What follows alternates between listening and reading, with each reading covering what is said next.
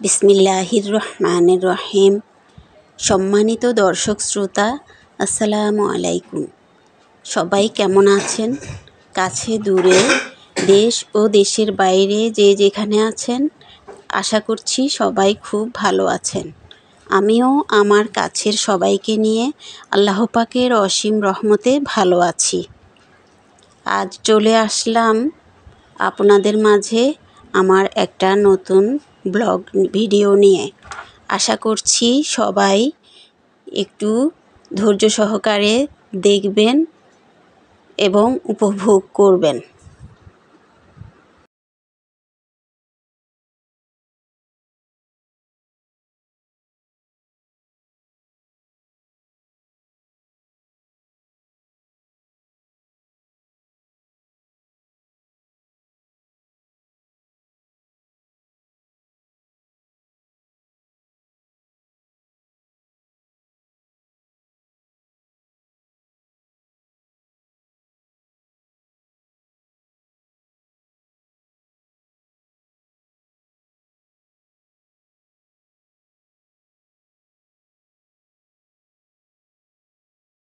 পৃথিবীতে যত যাই ঘটে যাক না কেন, পেট কিন্তু তার কোনো কিছুই মানে না, তাকে তার খাবার দিতেই হবে।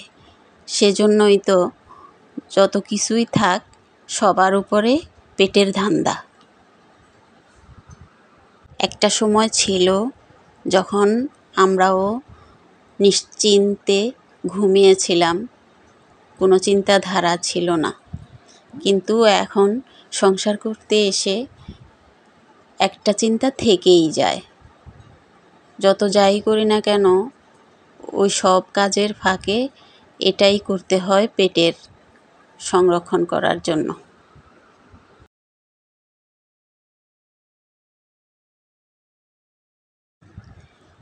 এখানে প্লেট বাটিগুলো ধোয়ার পরে এই যে চায়ের পাতিলটা, কয়েকদিন গ্যাস ছিল না, যে তখন সিলিন্ডার গ্যাস ব্যবহার করা হয়েছিল।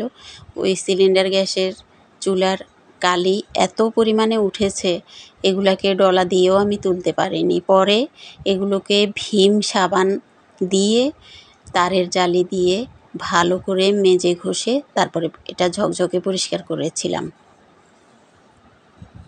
প্লেট বাটিগুলো ধুয়ে আমি উপরে রেখে দিয়েছি তাকে। এরই মধ্যে আপনারা যারা আমার ভিডিওটি দেখছেন, প্লিজ আমার ভিডিওতে একটা লাইক দিয়ে দিবেন, কারণ আপনাদের একটা লাইকই আমাকে অনেক দূর পর্যন্ত এগিয়ে নিয়ে যেতে সাহায্য করবে। আর যদি খুব বেশি ভালো লেগে থাকে তাহলে আমার চ্যানেলটি সাবস্ক্রাইব করে দিবেন। সাবস্ক্রাইব করে পাশের বেল বাটনের অল অপশনটি ক্লিক করে দিবেন, যাতে করে আমি কোনো ভিডিও ছাড়ার সাথে সাথে আপনার কাছে নোটিফিকেশন চলে যায়।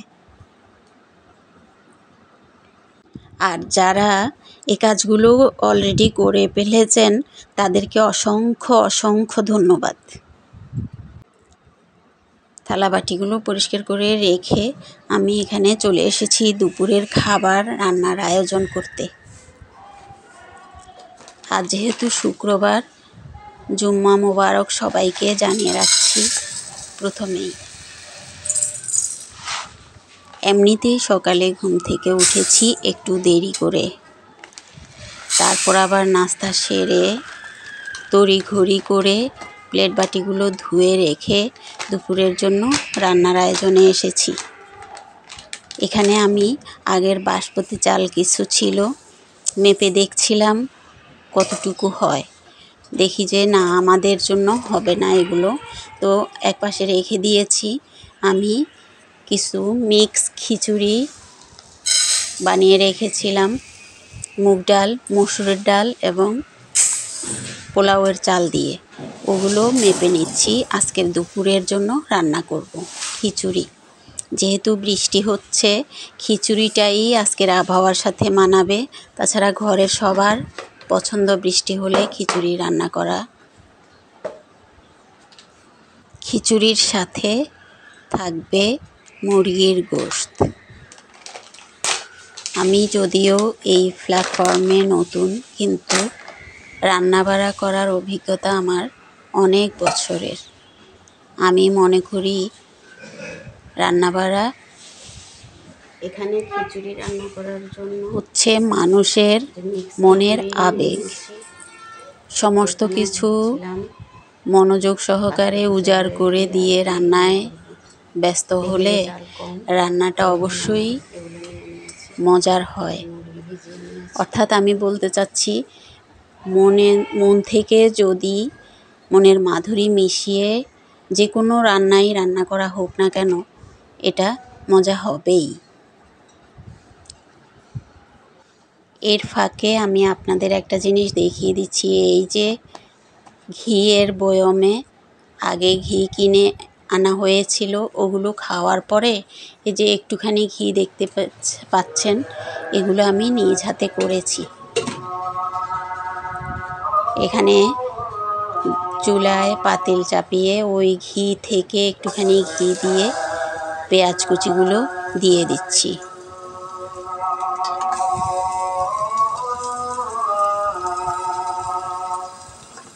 পেঁয়াজ এবং হালকা একটু রসুন কুচি দিয়ে আমি এগুলোকে ভেজে নিব। অনেকখানি ভাজার পর পেঁয়াজগুলো যখন ব্রাউন কালার হয়ে আসবে, তখন আমি চাল ডাল মেশানো ধুয়ে রাখা ওই চালগুলো দিয়ে দেব। দিয়ে একসাথে ভালো করে মিক্স করে অনেকক্ষণ ধরে ভাজাভাজি করব। ভাজতে ভাজতে ভাজতে ভাজতে এগুলো যখন অনেকটা ফেটে ফেটে আসবে ডালগুলো,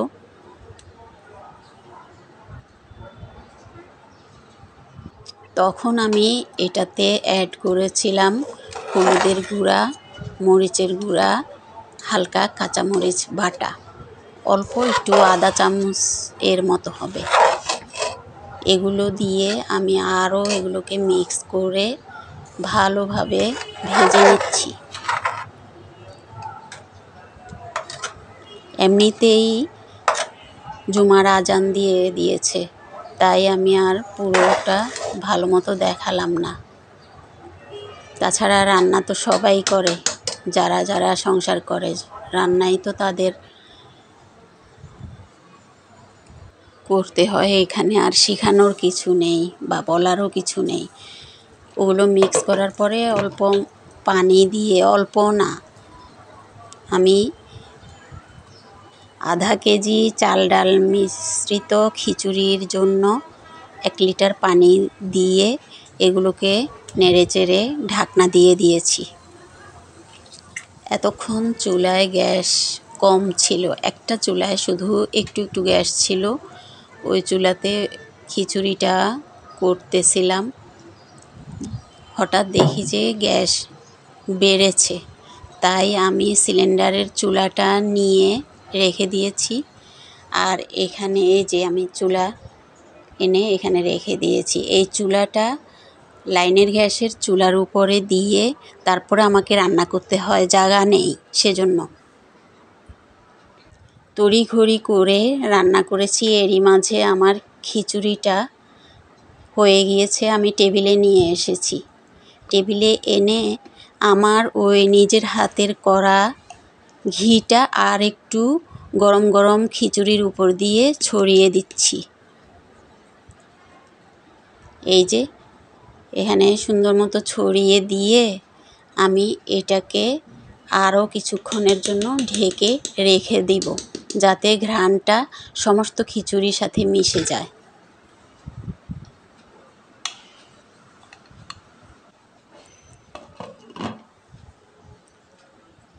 এটা ঢেকে রেখে দিয়ে আমি চলে গিয়েছিলাম আবারও রান্নাঘরে ওই মুরগির গোশতটা রান্না করার জন্য। এখানে কড়াইতে পেঁয়াজ, বাটা পেঁয়াজও ছিল একটু, আর বিশেষ করে রসুন ও আদা, এই 3টা উপকরণ দিয়েই এই রান্নাটা শেষ হবে।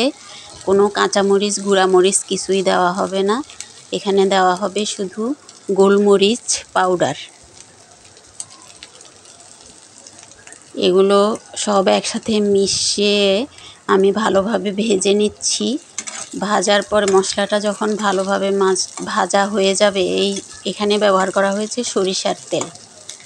এখানে বলে রাখছি, সরিষার তেল, রসুন, পেঁয়াজ, আদা আর গোলমরিচের পাউডার।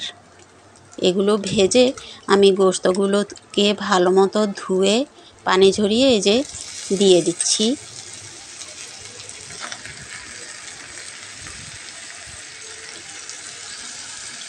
এই মশলা উপকরণের সাথে গোশতগুলো ভালোভাবে ভেজে মিশিয়ে তারপরে ঢাকা দিয়ে দিব।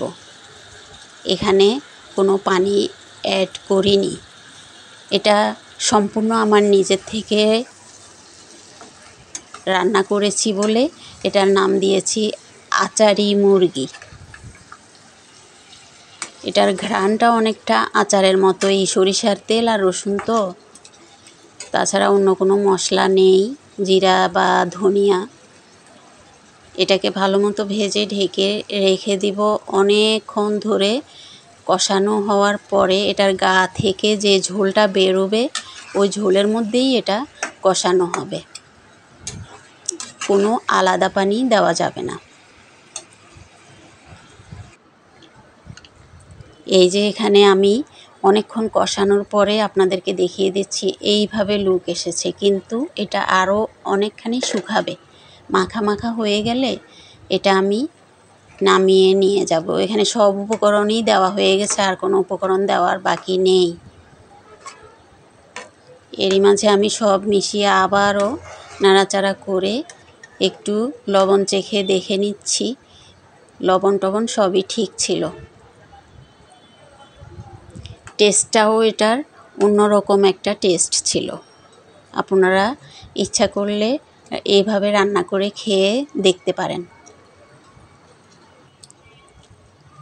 এটা রান্না বসিয়ে আমি এরই ফাঁকে আমার অন্যান্য কাজগুলো করে নিয়েছি। মেয়েকে বলেছি গোসল করে বের হয়ে আসতে। আমি রান্নাটা শেষ করে টেবিলে রেখে তারপর আমি গিয়েছিলাম গোসল করতে।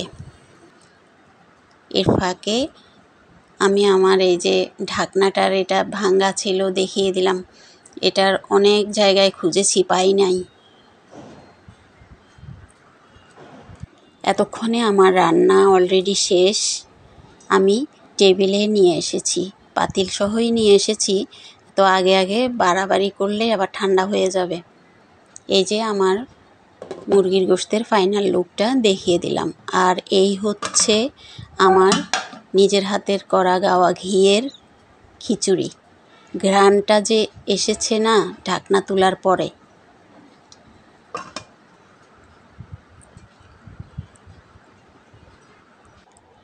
এখানে আমি খিচুড়িগুলো উল্টে পাল্টে দেখলাম যে না, আর ঢাকনা দেওয়া লাগবে না। এগুলোকে আমি নিচ থেকে উপরে মিশিয়ে উল্টে পাল্টে হালকা অর্ধেকটা ঢাকনা দিয়ে রেখে গিয়েছিলাম। এরই মাঝে আমি শাওয়ার করে এসেছি, নামাজ পড়েছি, আর সবাই তখন মসজিদ থেকেও চলে এসেছে। মেয়েও তার নামাজ আদায় করে খেতে বসে পড়েছি আমরা সবাই। দুপুরের খাবার ছিল এটাই।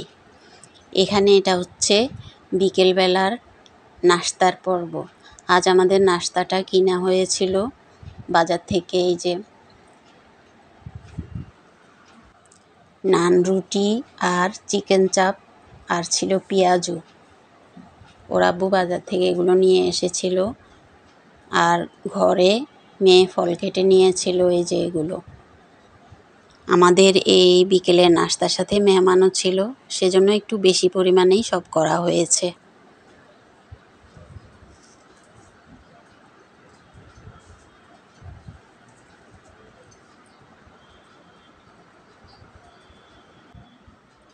সবাই মিলে ঝিলে বিকেলের নাস্তাটা সেরে নিয়ে